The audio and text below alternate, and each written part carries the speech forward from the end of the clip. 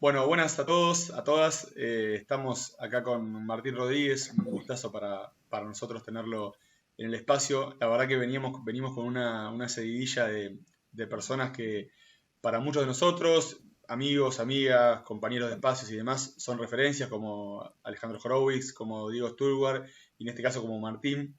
Quizás los otros dos de corte más teórico, Martín, alguien que se mueve en lo que es la poética de la arena política de una manera muy interesante. Eh, yo se lo venía comentando, él inauguró de alguna manera en muchos de nosotros de nuestra generación, digo porque lo he comentado con varios amigos, esto de esperar un día en el que alguien publica algo como antes esperaba una editorial en la televisión y demás. Y decir, bueno, esperemos el artículo de Martín a ver qué dice para a partir de ahí comentar, ¿no? No para adherir a todo, está claro, sino porque surgían un montón de disparadores y porque realmente también era una bocanada de aire, porque realmente escribís muy bien, eso está claro, y contra lo que atentás, que es muy interesante en este momento, y más siendo un espacio, digamos, Alberto, digamos, un espacio oficialista cercano a nosotros, atentar contra nuestro sentido común, porque siempre se le endilga el sentido común al otro, ¿no? Y los lugares comunes, y bueno, son predecibles y siempre dicen lo mismo, y son lo mismo de siempre.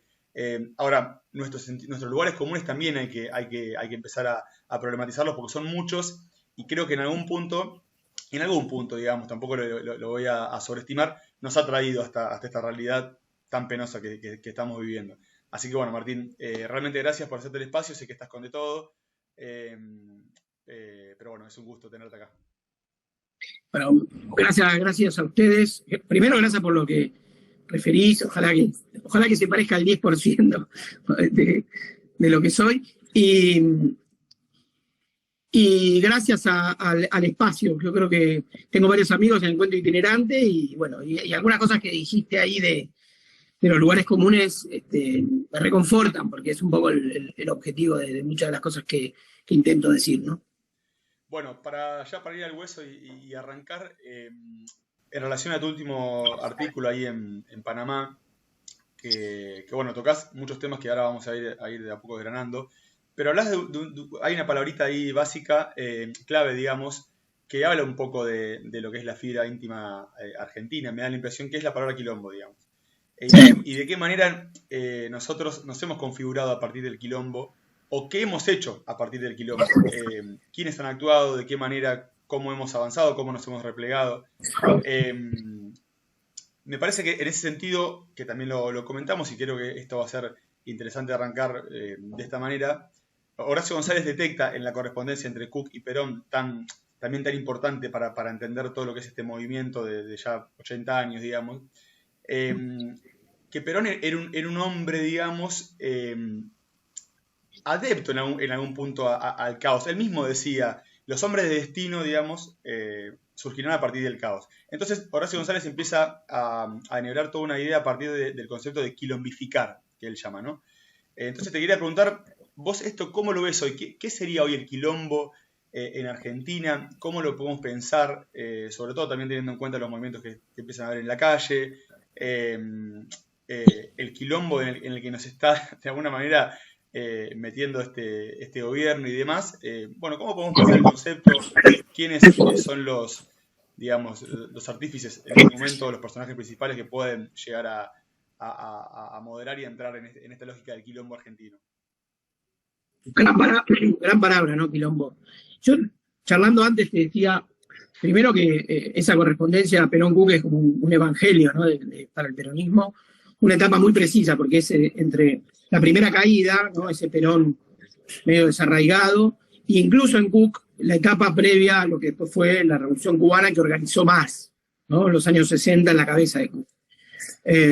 Así que es una correspondencia, es como un gran closet ideológico de ese peronismo resistente, ¿no? Que tenía que resistir y no tenía una organización para hacerlo, más allá de que había intentos de organización, ¿no? Pero quien estudia la resistencia peronista también descubre que la resistencia peronista consiste en un montón de acciones aisladas, ¿no? Es una cosa que se le podía ocurrir a una familia o a dos compañeros o amigos en una cocina de una casa, ¿no? Hay un montón de pequeños hechos. Y quilombificar el punto también interesante es que esa sociedad o ese pueblo peronista, esa clase obrera peronista del 56, 57, no era un quilombo, era homogénea. O sea, había una homogeneidad. Hoy la sociedad es un quilombo, hoy la clase obrera es un quilombo, ¿no? Es decir, en estas rupturas, segmentos que tiene, ¿no? Entre aristocracia obrera, una clase media, una clase obrera bajo convenio, como la que vimos que marchó a tribunales, y bueno, los sectores informales, ¿no? Por poner una imagen que es representativa de algo, no importa cuantificarlo, pero es como el trabajador de Rappi que vota Milei, sí. La economía popular, ¿no? O sea, cuántas imágenes, ¿no? Los trabajadores del Estado, los trabajadores de la educación, que pertenecen en muchos sentidos a la clase media, pero que también forman parte del movimiento obrero. En fin, ¿viste? Es un quilombo, Esa es una cosa, una cuestión, ¿no? Donde de hace muchos años que la sociedad es un quilombo. La cuestión sobre Milei, que para mí se asocia a esta idea de quilombo, es que él es un hijo de la sociedad quilombera. O sea, él es un hijo de su propio quilombo, de la rebelión contra la cuarentena, de la rebelión fiscal. O sea, él es parte de esa sociedad contenciosa. Ahora imagina, magnánimamente, ¿no? Como aplastarla sobre un orden legítimo, propio, que va a regenerar, pero es indisciplinable la sociedad argentina. Yo creo eso, por ahí, a futuro, esta suerte de agonía larga la que estaba viviendo, este amesetamiento, podría haber significado, uno pregunta, ¿no? Una forma de disciplinamiento para esa sociedad que esperaba un cambio, como sea, ¿no? Venimos de 10 años donde no hay ningún desempate, ¿no? Es una especie de...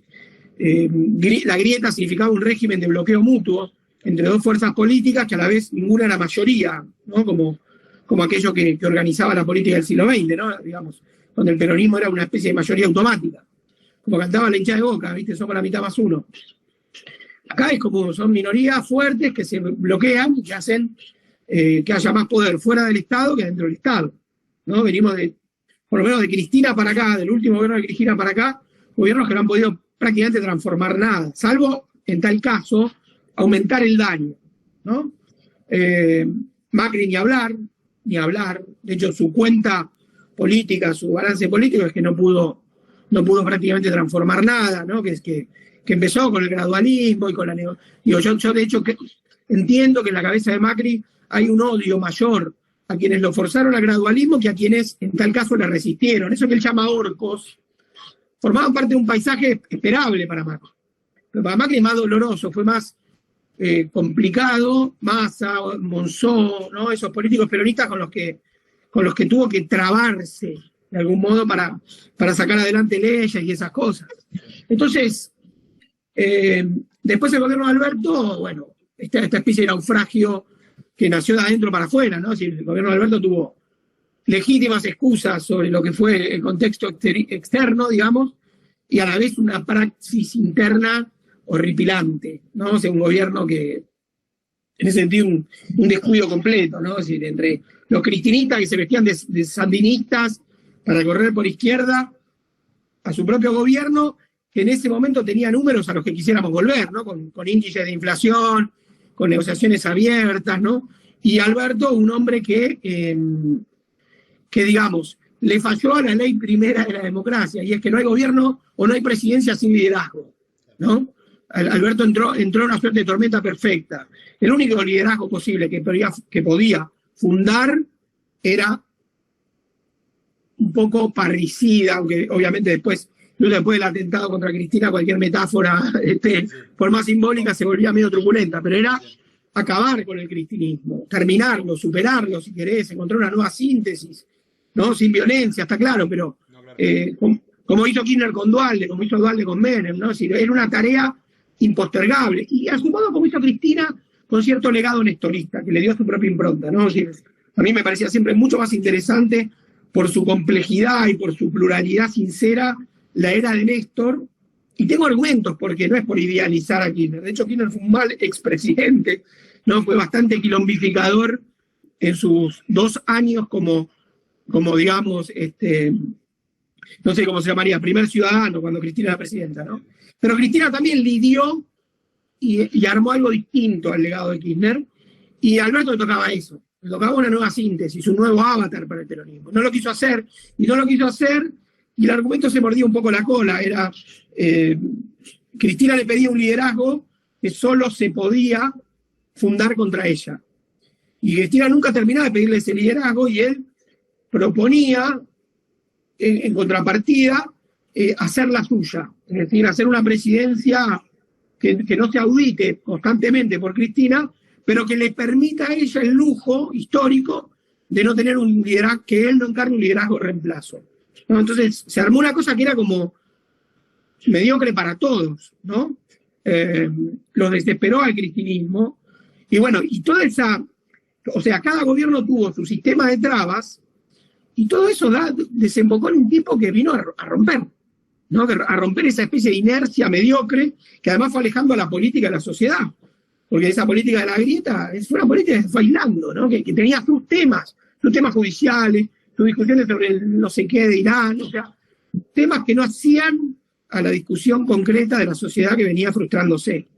Entonces Milei es un quilombificador, ¿no? Que va a enfrentar, y concluyo con esto tu pregunta, una sociedad quilombificadora. No, en ese sentido pensaba que un poco lo comentábamos el otro día con Diego Stulberg, o con Alejandro, ya no me acuerdo con quién de los dos comentábamos esta cuestión. Pero cuando se celebraba de sectores del peronismo, kirchneristas de izquierda, socialdemócratas, para ponernos en términos también morenistas, ya que Moreno está tan en auge, cuando se celebraba que Milei se sacara en vivo, no esos días que apareció totalmente desencajado, que realmente daba ganas de, como dijo Mayra Arena, darle un abrazo y acompañarlo a terapia, pero cuando se desencajaba y empezaba los gritos, y se celebraba eso, decir, bueno, mirá, qué bueno Milei está mostrando su verdadera cara, che, ojo, porque en realidad está sintonizando con un clima de época. Digamos, sí. La sociedad civil está así para con la dirigencia política. Entonces el tipo me parece que supo ver eso, o lo supo ver, o de alguna manera sintonizó. Sí, yo digamos, suscribo que fue el único que conectó con algo genuino, ¿no? O sea, él era un aparato, supuestamente, para la comparación frente al profesionalismo político, ¿no? O sea, vos veías a Bullrich y era una especie de política profesional fallando, ¿no? Con problemas, pero como de algún modo había que reiniciarla, pero ella es una política profesional, es una mujer que estuvo hasta en el servicio penitenciario, se conoce el Estado, está enchufada al Estado argentino hace muchos años, muchísimas décadas. Massa era lo que todos decían, un político profesional, ¿no? Era como... Bregman es una política profesional. Claro, sí, de su lugar. ¿No? Claro, sí, es una mujer que conoce el Parlamento, que está hace 1000 años, que está llena de datos, de información, de yo qué sé. Bueno, Milei era el único que conectó con algo genuino de la época, ¿no? Ahora, es complicado cómo se armó, porque él conectaba con un tercio, ¿no? El tercio de los sueños libertarios.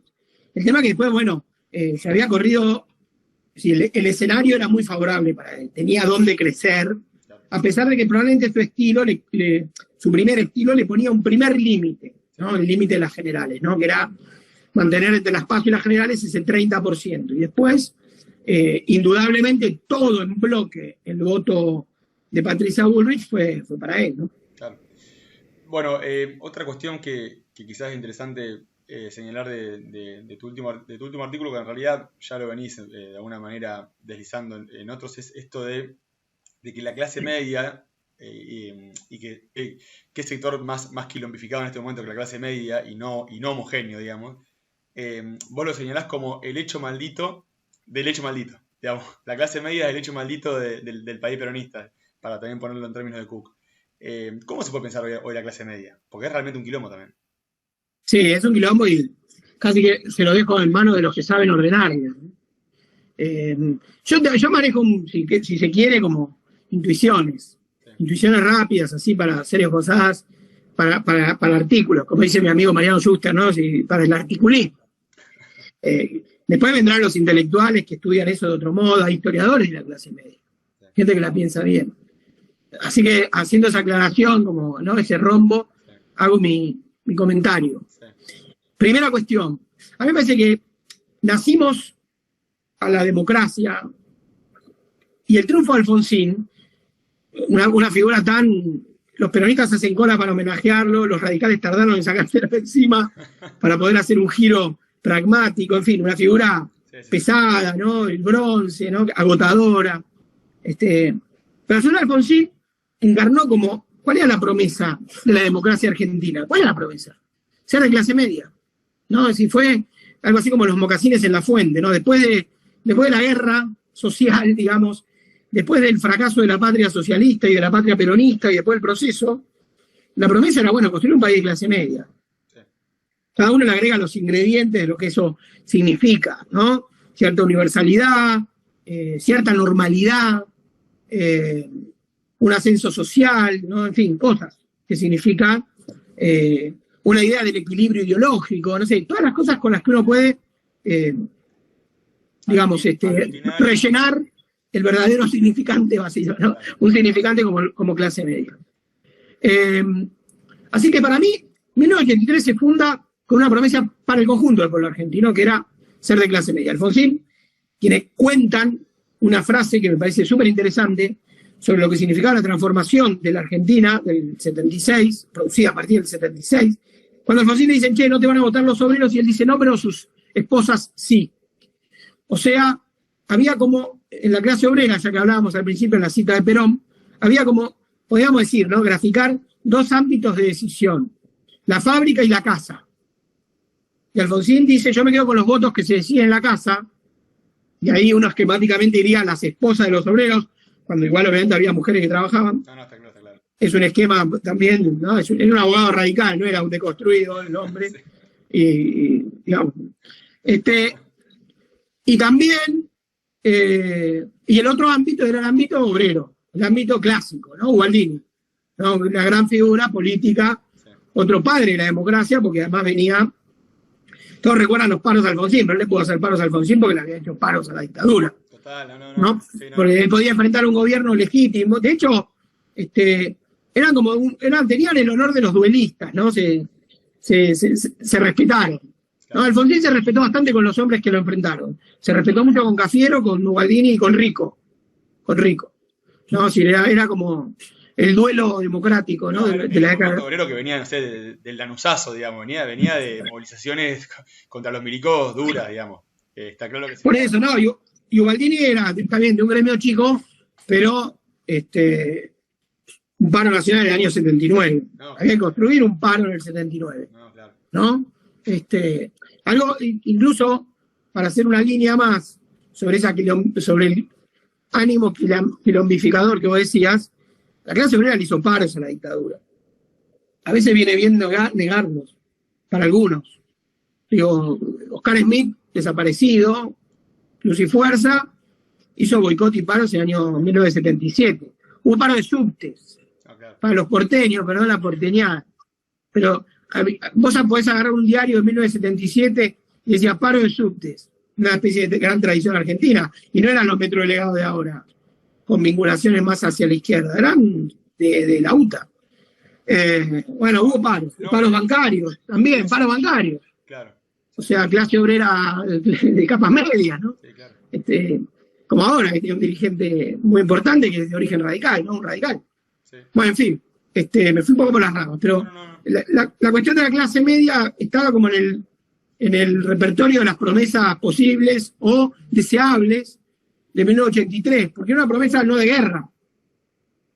Promesa no de guerra, ¿no? Era como, en paz y con libertad y con Estado de Derecho se podía construir un pueblo de clase media. Claro. Eso era el 83. Y el peronismo vuelve al poder en el 89. No estoy diciendo ninguna primicia, ¿no? Pero produce ahí como su gran transformación, que es, como dice mi amigo Pablo Touso, ¿no? Es decir, en la democracia de la desigualdad, el peronismo se transforma en el partido de la gobernabilidad, ¿no? Esto que aparece ahora, partido del orden, partido de Estado, mucho más relativo, yo diría, sobre todo la condición de partido-Estado, pero entonces es un peronismo que, digamos, que ofrece una nueva democracia.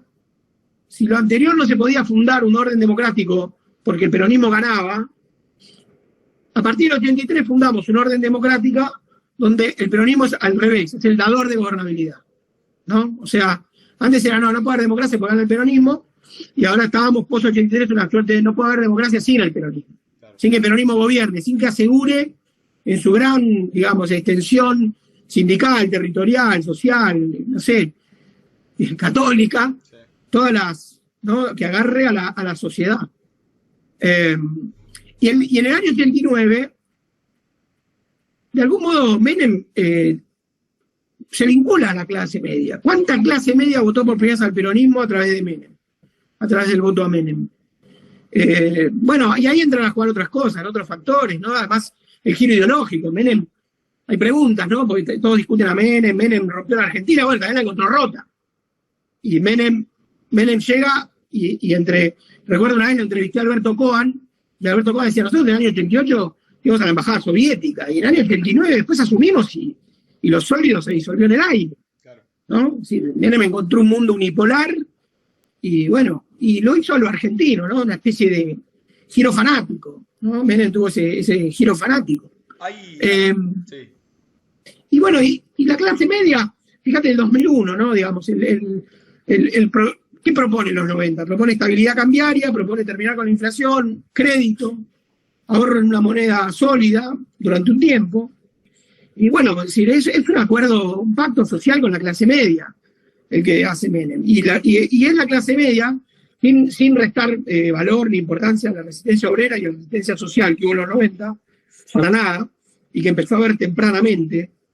Acuérdense del Santiagazo, hay un montón de, digamos, de episodios, obviamente de la segunda mitad sobre todo, pero bueno, finalmente el templo lo derriban por dentro, ¿no? Es decir, los ahorristas rompiendo bancos son de algún modo el derrumbe de la implosión de los años 90.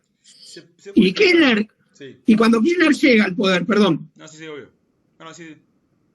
Cuando Kirchner llega al poder, Kirchner tenía dos ideas, ¿no? Él había el helicóptero que se llevó de la Rúa, Kirchner también lo tenía en la terraza, pero no para irse él, para escaparse, sino por un lado para llegar al conurbano, a cualquier punto del conurbano en 2 minutos, en 15 minutos. Kirchner tenía como un oído puesto ahí, ¿no? Porque recordemos también, ¿no? Yo digo, estamos simplificando un poco, pero hubo un componente, Piquete y Cacerola, ¿no? Digamos, hubo un componente obviamente social muy fuerte, contra el que también la clase media es reactiva, ¿no? Es decir, la clase media se pelea con el gobierno de la Rúa también porque no asegura un cierto orden.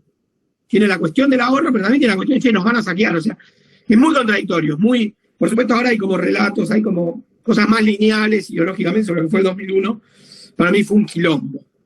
Fue un quilombo que era no solo era la gente contra la política, sino un estofado de miedos y cuestiones hacia adentro.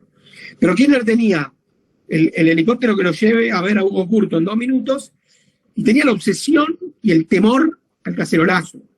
Fíjate la reacción de Kirchner con Bloomberg, que igual, obviamente que es un reclamo amplio, sí, no solo de clase media, pero se asienta la clase media. Es una movilización adentro de la ciudad, en el centro de la ciudad con velas, de un hombre, clase media alta, como era Bloomberg, un industrial del conurbano. Eso era Bloomberg. Y Kirchner le agarra todo, y pone la foto del hijo en el despacho, ¿no? Es decir, y a Kirchner lo vuelve loco el cacerolazo del campo, en la ciudad, ¿no? Es decir, había una idea de que cómo domar la clase media. La pelea con Clarín puede tener, y tiene, muchísimas explicaciones. El gran libro sobre esto es el libro de Martín Sivak sobre la historia de Clarín. Léanlo porque es un libro extraordinario, una investigación hecha y derecha. No ahorra detalle ni omite problemas, ¿no? Digamos. Por supuesto no es el libro de Cintia García, ¿no? No es el libro Los Manietos, pero es un libro rotundo, exhaustivo. Y ahí hay una parte que uno dice, ¿a quién lo obsesiona Clarín? Porque en el fondo es como si fuese la CGT de la clase media para aquí. ¿De la clase media? Claro, es como decir, Manieto era el Hugo Moyano de la clase media. ¿con quién hay que negociar? ¿O qué cabeza tiene que rodar? Las dos cosas. Él negociaba con Clarín. Por eso el otro día, te interrumpo un segundito, Martín, y así te paso a tomar un mate. Cuando Clarín empieza a sacar hace unos días algunas tapas en contra de Milei, algunos, viste, medio que lo habían sorprendido. Y yo decía, pero no deja de ser el gran diario argentino, digamos, el diario que va a la clase media, digamos. Después para lo demás está La Nación. Sí, totalmente, y a la vez, qué gran mito las tapas Clarín ahora. Y no las tiró la batalla cultural, ¿no? Las tiró la banda ancha, las tiró que. ¿Quién vio una? ¿Alguien vio una? Viste, como Perón decía, alguien vio un dólar, ahora sería alguien vio una tapa de Clarín. O sea, la tapa de Clarín te puede haber 800.000 tapas de Clarín, no te hace nada. No hace nada.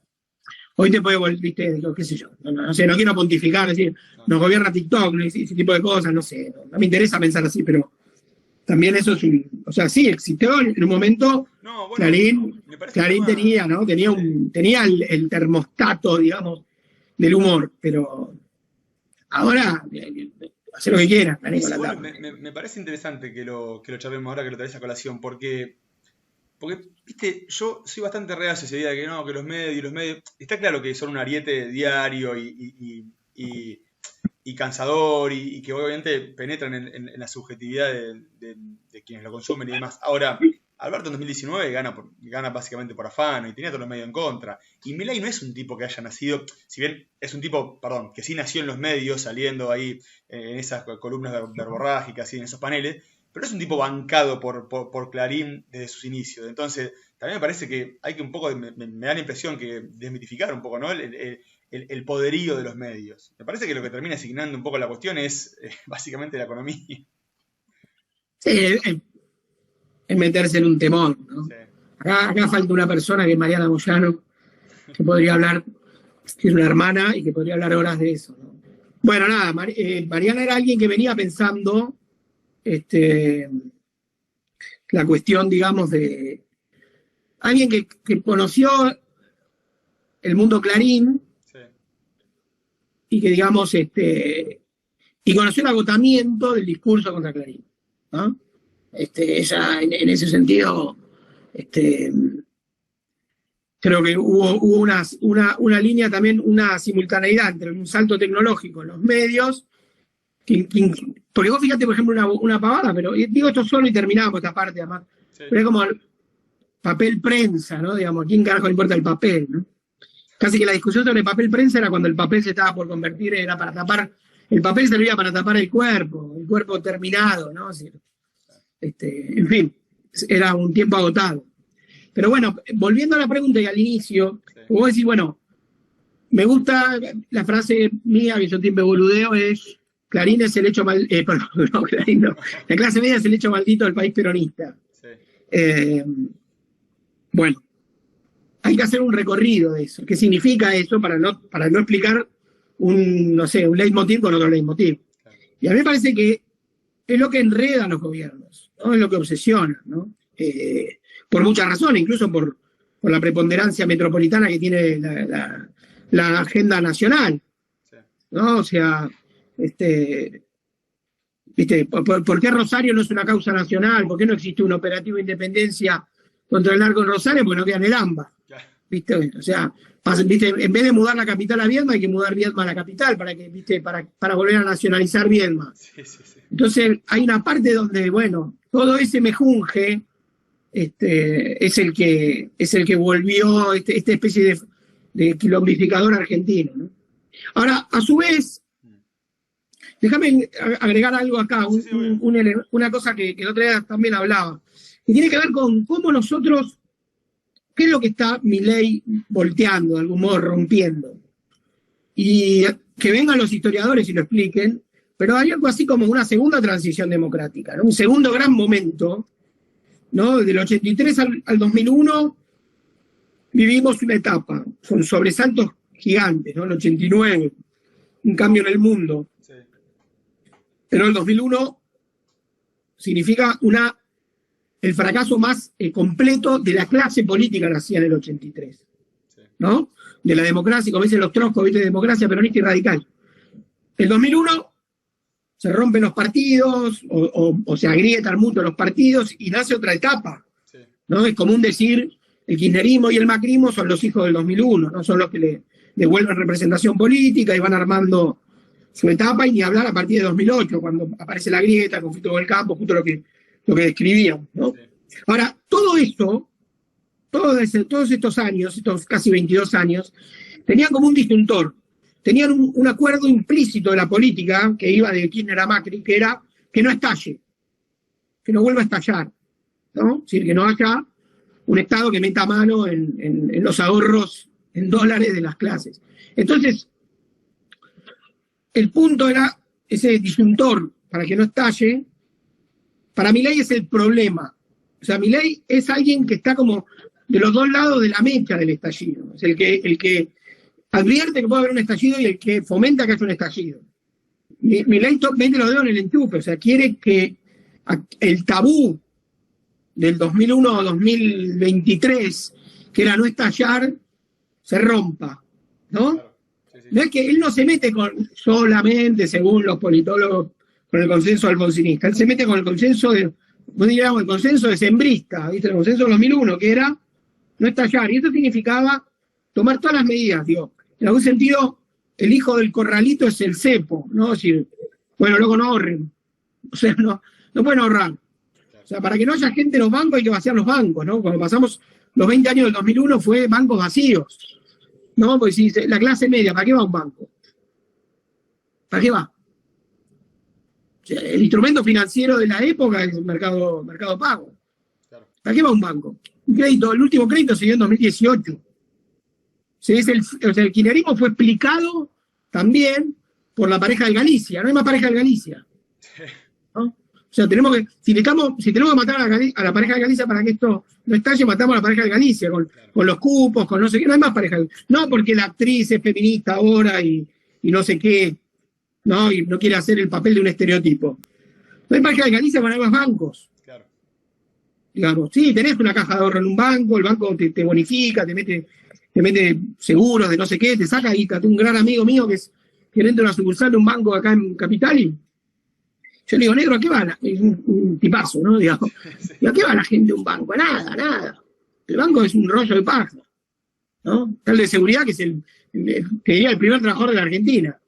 Para los jubilados, para los rotos y descosidos, que vamos a los cajeros automáticos. Total. El empleado de seguridad es el hombre más solícito que dio este país. Soluciona problemas que los bancos ni saben. Ojalá que los sindicalice Palazzo, porque son las personas más buenas de este mundo. Sí, es cierto eso. Escuchá, Martín, pensemos un poco las nociones de lo popular hoy, ¿no? Porque siempre muy embebidos también por toda esta cultura política nacida en el 80 y en el 83, de lo popular y el derecho a la manifestación y demás.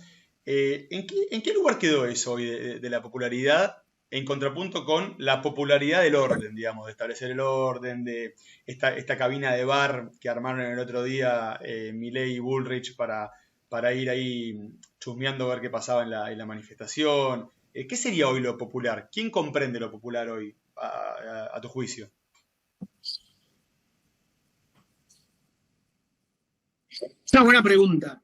Pero es que no es una pregunta que a mí me organice mucho, personalmente. Sobre todo por el peligro de las imposturas y de los estereotipos y de los romances que se escriben en torno a lo popular.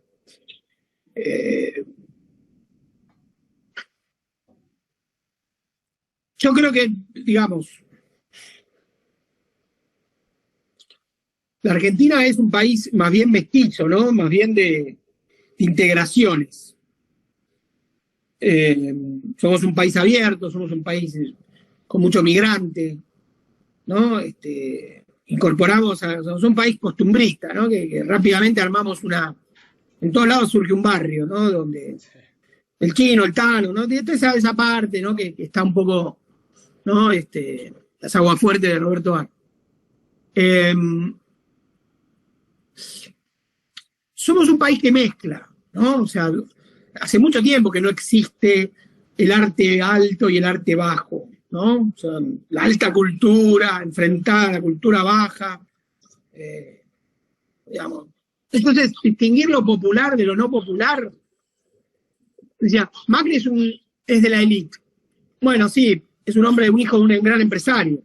Ahora, el tipo fue presidente de un club de fútbol, varonero, amigote, le gustan las minas, o sea, Macri también responde a un estereotipo de lo popular, ¿no? Entonces ahí, viste, me cuesta me da miedo el peligro de armar esa especie de pensar lo popular desde la Torre de Marfil y no saberlo, ¿viste? No, está claro, está bien. Entonces a mí, digamos, qué sé yo, lo popular, y ahí tu pregunta, que es más importante, porque tiene que ver con algo político, de relevancia política, que es si el orden es popular. Sí, yo creo que la seguridad es un tema fundamental, es un tema que recorre la Argentina, la preocupación por la seguridad. Y yo creo digamos, que hubo en los últimos años, y creo que una responsabilidad del peronismo que se ancló en un montón de ideas progresistas, y el peronismo disolvió cierto carácter y cierta velocidad pragmática para resolver problemas, ¿no? Entonces, bueno, sí, te diría rápido, sin la impostura del antiprogresismo, que me molesta también, porque me parece que forma parte digamos, de esto, ¿no? Este juego de espejos de impostura, te diría sí, me parece que hubo un tiempo demasiado largo de estación del peronismo en ciertas ideas progresistas que le restaron vitalidad. Y, por ejemplo, una de las cuales significa no haber pensado el orden como algo también más concreto, ¿no? Más,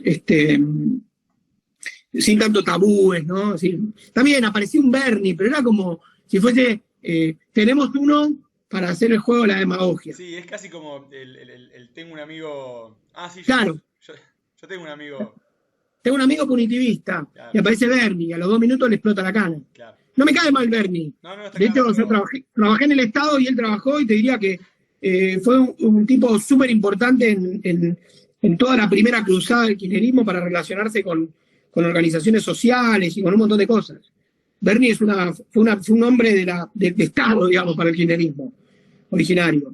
Y después lo que pasa con esto, ¿no? Que todos se convierten en políticos de autor, ¿no? Digamos, el gran drama de la política actual también es la política del yo, ¿no? Todos hablan de la literatura del yo y del político del yo, ¿viste? Con 8 cámaras que te siguen, historias de Instagram, me reuní con tal, estuve en tal lado, la ametralladora. Yo creo que a la política argentina le falta sensatez y sobriedad. Y la seguridad urbana es un tema también de sensatez, ¿viste? Escuchar a la gente, ver los problemas, no tenerle miedo al orden ni al poder del Estado, ¿no? Ni a la fuerza del Estado. Hay que, en algún sentido, me parece bárbaro el concepto alfonsinista, pero digamos, no puede ser también el modo de convertir al Estado en el auditor del Estado, ¿no? Es decir, hay algo, pero bueno, hay que profesionalizar. Bueno, no quiero entrar como picoteando tema por tema, pero digo, sí. Evidentemente la seguridad implica saltos hacia la profesionalidad, implica un montón de cosas, conducción civil, digo, cosas que son también lógicas, sensatas, pero también implica más presencia policial, ¿no? Y bueno, creo que en ese sentido se perdió mucho tiempo, ¿no? Hubo mucho tabú ideológico. Pero bueno, hay gente que lo piensa mejor, que estaría bueno escuchar, ¿no? Sí, en ese sentido pienso un poco en Rodríguez Alzueta, tiene un par de ideas acerca del verdugo policial, que le pegan una vuelta de tuerca que es interesante, pero bueno, es una cuestión hay que pienso en voz alta.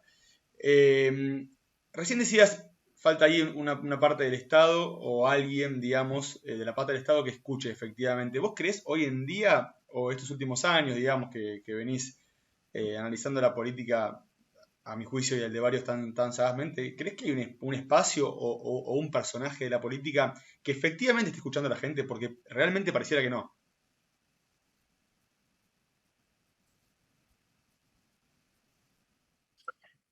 Y bueno, la grieta terminó siendo la caricatura de una política que se escucha a sí misma.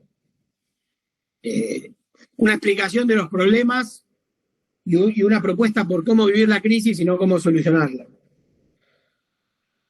La grieta no significó, como muchos creen, que por eso gana Milei, la consagración de la política profesional versus una política para la gente. Significa otra cosa. A mí no me molesta que la política le dé la espalda a la sociedad para solucionar problemas. Yo creo que no soy un... no consigo una democracia participativa plena. Creo que se combinan cosas. Creo que hubo una suerte de prolongación de problemas, de incapacidad por solucionar y de autonarración política que se despertó ahora con una sociedad que cambió, ¿no? Lo llevaría al peronismo, digamos.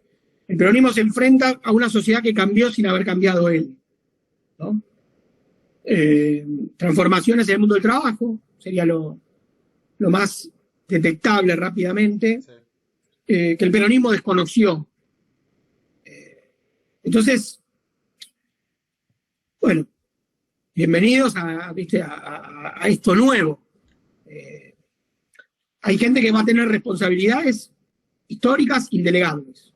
Los sindicatos, los que tienen movimientos sociales, las iglesias, comedores sociales. Pero hay una parte del peronismo, de la élite, que tiene que hacer una transformación.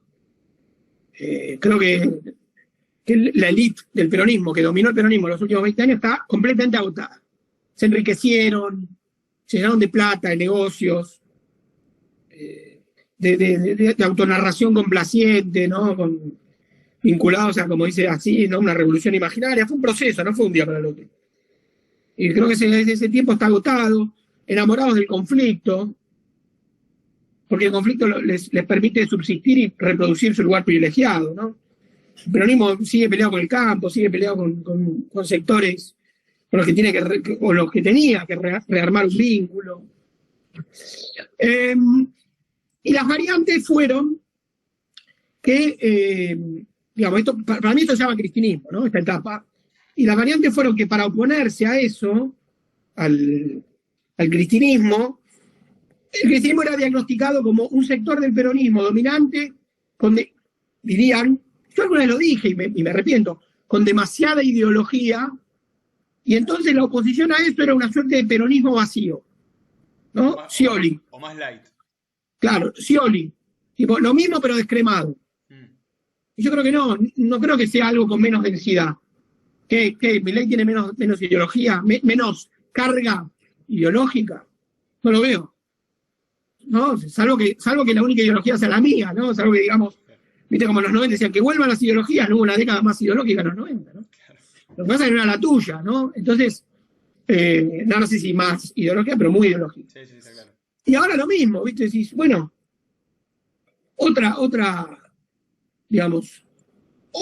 idea de mundo, pero no un peronismo sin idea de mundo, no un peronismo sin ideología, no un político solo de la Bristol. Sí, estaba bien, en un momento era tan agotador, ¿no? 678, viste, somos los buenos, viste, el peronismo universitario, que no me resulta ajeno, no es que, ¿no? Porque todos pensar siempre te pone a 10 segundos del meme del hombre araña, pero también, viste, pues sí, bueno, la Bristol de Scioli o digamos, o el Tigre de Massa, era como, bueno, le ganaron al Cabo Polonio de los egresados de la Ciudad de Buenos Aires, ¿no? Digamos, había algo saturado que le voy a decir, bueno, al panel solar de la playa Estenia, que le gane la Bristol, ¿viste? Los gordos comiendo torta frita. Claro. Esa parte sí, esa parte estaba bien en relación a romper un poco por dentro al cristianismo. Pero el punto es que te quedas corto.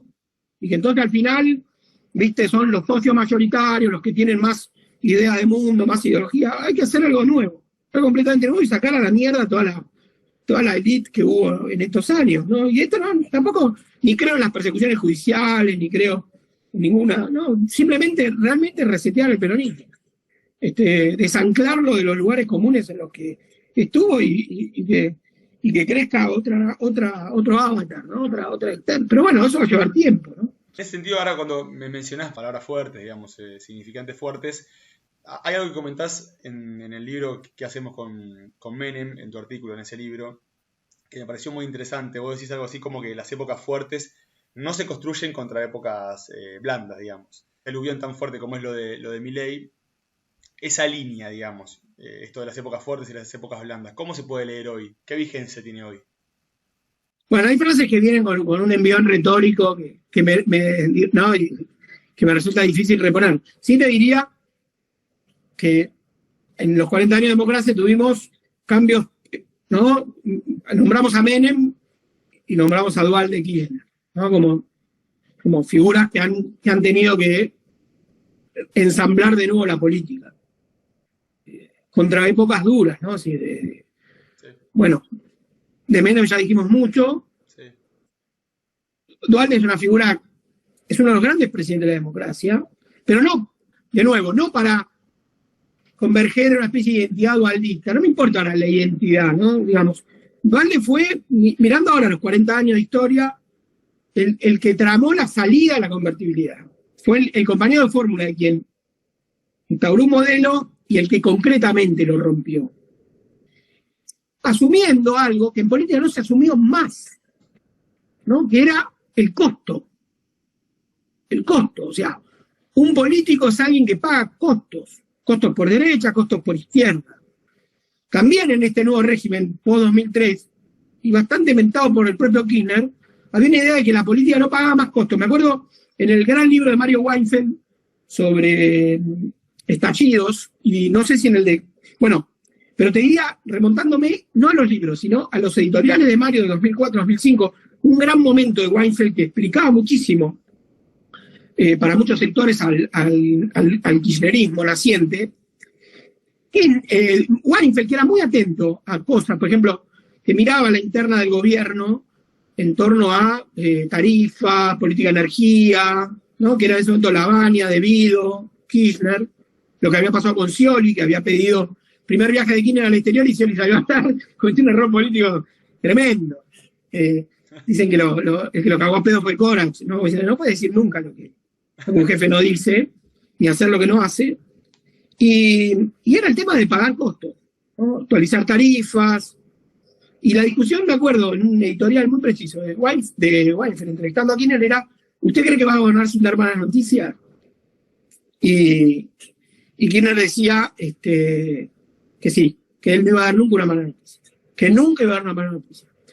Si vos tomás esa frase, que es verosímil, bueno, sus dos protagonistas hoy no están, lamentablemente, pero que es verosímil, explica todo para adelante. Que ya no es, no doy malas noticias porque la verdad tengo todas buenas para dar, sino porque lo malo lo postergo. Entonces, vos dirías, Kirchner era un disciplinado por el 2001, y le tuvo pánico al quilombo, hablando de esa palabra que organiza toda nuestra charla, sí. Le tuvo pánico al quilombo, y hacia adelante se inhibió de costos, de cualquier costo. Le daban terror los costos. Explotaba Cromañón con el canalla de Ibarra, y Kirchner se guardaba, porque era su aliado, era el número puesto de candidato a vice, y se guardaba. Quería pagar costos.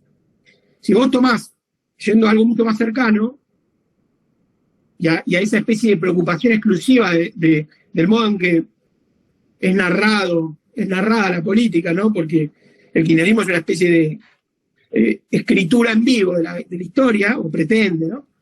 Máximo Kirchner se retira como jefe de bloque para no suscribir un acuerdo con el Fondo Monetario que él sentía que le iba a arruinar, y Cristina sentía lo mismo, que les iba a arruinar esa especie digamos, de aura, ¿no? El problema fue que con los años fuiste como achicando la sociedad, ¿no? Así como, viste, decían, hay que achicar el Estado para agrandar la Argentina. Bueno, esto hay que achicar la sociedad para agrandar la política. Entonces, perdieron capacidad transformadora. No digo que hay que gobernar, shock, destruir la sociedad y después armarla de nuevo, que es un poco lo que... Sí. Pero Milei puede eso por todos los años en que se postergó. De hecho, decís, ¿qué incubó la motosierra de Milei? En algún sentido profundo, el no dar malas noticias de Kirchner. La sociedad sintió que le iban lentamente acogotando en pos de no hacer nada, ¿no? Nada malo. Entonces, el otro dijo: motosierra, muchachos. Se termina esta meseta, esta especie de crisis anodina, vamos con todo. La va a estrolar, me parece que va hacia un modelo de sociedad horripilante, Milei. Sí, está claro. Pero bueno, y además, yo no quiero ser nada profético, otra vez, no hago muchas entrevistas, pero otra vez justo hice una entrevista y me pregunto, ¿cómo lo ves a Milei? Y lo veo arrancando no sé qué villano, o sea, el otro día el mega decreto, ¿no? Vos sabés que, y esto casi que, bueno, un poco como viene siendo la charla, digamos, como una charla de café, y no por eso menos interesante, pero yo realmente pienso, ¿cómo es que estos tipos, digo, o vienen a hacer realmente un negocio, pero que no les interesa, pero ni establecerse en un tiempo? Digo, bueno, 2 o 3 meses hacer un par de negocios, un decretazo y bueno, y liberamos todo y beneficiamos 5 o 6 empresas. Porque lo que realmente, y esto es una inquietud realmente genuina, digo, ¿no ven que de esta manera les trolan en 2 días? Me parece francamente espectacular. Sí, no sé qué decir de eso. No, No tengo nada para decir, no, casi, no sé, no, creo que no creo que la vean. Pero evidentemente es el antigradualismo a pleno, que fue muy sincero, Milei. sí. Pero no sé. Uno dice, ¿cuál es la racionalidad? Porque tener racionalidad no significa ser gradualista. Tener racionalidad es incorporar al otro en tu imaginación política, ¿no? Cómo van a ser las reacciones. Está jugando fuerte, qué sé yo, no sé. No le ninguneo el 56% de los votos, sobre todo por cómo se compone. Juan Grabois suele decir esa mayoría por balotaje. Está bien, es una practicar institucional, es válida, pero también hay que ver de dónde vinieron los votos. Vinieron De Bullrich. del voto de Bullrich, ¿no? Sí, esto también lo comentó de vuelta con Fantino. Estuvo con Fantino, Grabois. Es divertido Fantino. ¿Sí? Fantino parece un nene que arranca primer año de facultad y todos los libros que va agarrando los cita ahí en ese momento en las entrevistas. Es un tipo hábil, pero bueno. Nada, comentario que se me vino ahí. Bueno, Martín, creo que hemos charlado un poco Bastante. bastante en torno a esta idea que me parece una cierta columna vertebral de la Argentina, el tema del quilombo. Fuiste muy claro, de vuelta, gracias. Y bueno, nada, eso, gracias. Un abrazo enorme, buen año y realmente muy agradecido por todas las generosas palabras que tiraste y como vos dijiste, fue una charla de café, vos invitás intelectuales de fuste. No, pero Esto es como una especie de cena de fin de año, ¿no? no, pero no confundamos el plano, vos lo sabés muy bien, teórico con... Yo creo que en ese sentido, vos, como decía quizá creo que al principio, te movés de una... Yo pensaba, vos sabés que cuando te leo a vos, y ya te dejo, Sí, a veces me acuerdo de un librito que no sé, no me acuerdo de quién compila, una charla entre Borges y Sábato, amén de las diferencias ideológicas del caso y que estamos mucho más cercanos a Sábato que a Borges. Borges lo pasea por todos lados, Sábato. Intelectualmente lo pasea. Y en un momento le dice, Sábato le dice, vos para hablar de política, digamos, o para hacer ficción acerca de la política, no vayas a la política en sí, porque no lo vas a manejar bien. A mí me da la impresión de que en ese sentido vos sos un poeta político. Además de que sos un poeta, yo sé que obviamente esto es vergonzoso que te lo digan y demás, pero además de que sos un poeta, más allá de eso, digamos, sos un poeta político porque en tus artículos hay una poética muy clara, muy establecida, muy linda y profundamente política. Entonces me parece que bajarle el tono a eso, al lado de teóricos de gran fuste, como vos decís, que lo son, digamos, Diego, Sturbar y Alejandro, lo tuyo pasa por otro lado y me parece que es igual, o no importa si es más o menos, pero es igual de importante y de esclarecedor. Así que bueno, de nuevo gracias y estaremos en contacto. dale, un abrazo inmenso, cuídate. Nos vemos.